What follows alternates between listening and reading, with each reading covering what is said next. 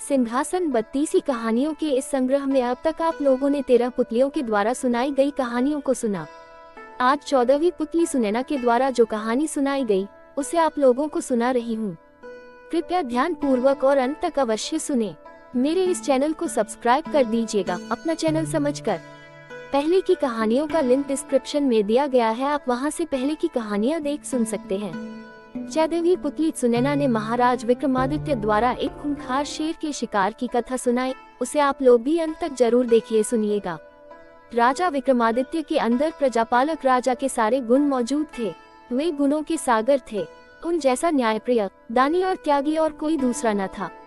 इन नृपोचित गुणों के अलावा उनमें एक और गुण था, वे बहुत बड़े शिकारी थे तथा निहत्थे भी हिंसक से हिंसक जानवरों का वध कर सकते थे। उन्हें पता चला कि एक हिंसक सिंह बहुत उत्पात मचा रखा है और कई लोगों को अपना शिकार भी बना चुका है, इसलिए उन्होंने उस सिंह के शिकार की योजना बनाई और आखेट को निकल पड़े। जंगल में घुसते ही उन्हें सिंह दिखाई पड़ा और उन्होंने सिंह के पीछे अपना घोड़ा दौड़ा दिया।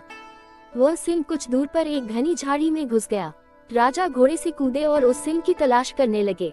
अचानक सिंह उन पर झपटा तो उन्होंने उस पर तलवार का वार किया। झाड़ी की वजह से वार पूरे जोर से नहीं हो सका, मगर सिंह घायल होकर दहाड़ा और पीछे हटकर घने वन में गायब हो गया। वे सिंह का पीछा करने लगे। वे सिंह के पीछे इतनी तेजी से भागे कि अपने साथियों से काफी दूर निकल गए। सिंह फिर झाड़ियों में छुप गया। राजा ने झाड़ियों में उसकी खोज शुरू की।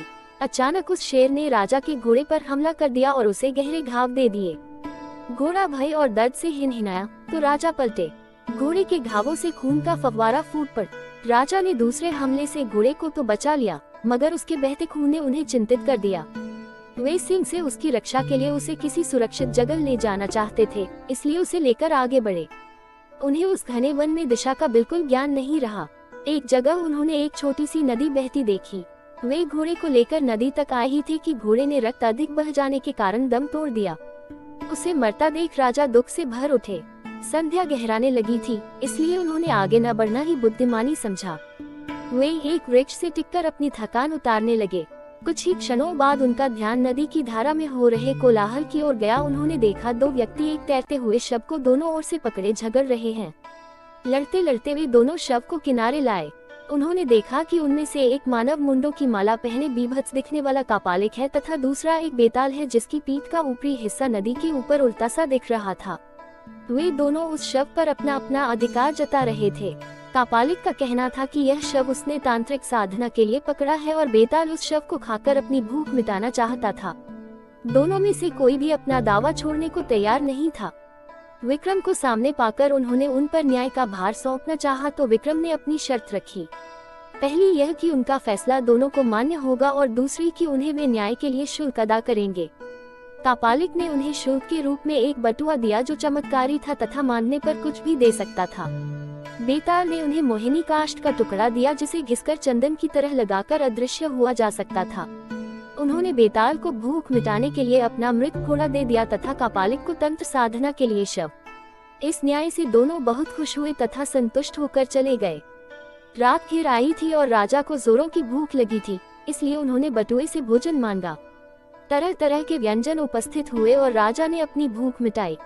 फिर उन्होंने मोहिनी काष्ठ के टुकड़े को घिसकर उसका चंदन लगा लिया और अदृश्य हो गए। अब उन्हें किसी भी हिंसक वन्य जंतु से खतरा नहीं रहा। अगली सुबह उन्होंने माता काली के द्वारा प्रदत्त दोनों बेतालों का स्मरण किया। दोनों बेताल तुरंत उपस्थित हो गए तथा विक्रम के आदेश पर उनको उनके राज्य की सीमा पर छोड़ गए। उन्हें महल के रास्ते में एक भिखारी मिला जो भूखा था। राजा ने तुरंत कापालिक वाला बटुआ उसे दे दिया ताकि जिंदगी भर उसे भोजन की कमी न हो। इतनी कहानी सुनाने के बाद 14वीं पुतली मौन हो गई।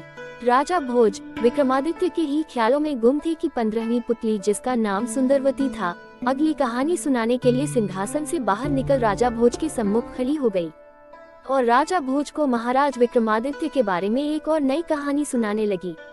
मित्रों, 15वीं पुतली सुंदरवती की कहानी अगले भाग में। तब तक के लिए आज्ञा दीजिए। नमस्कार।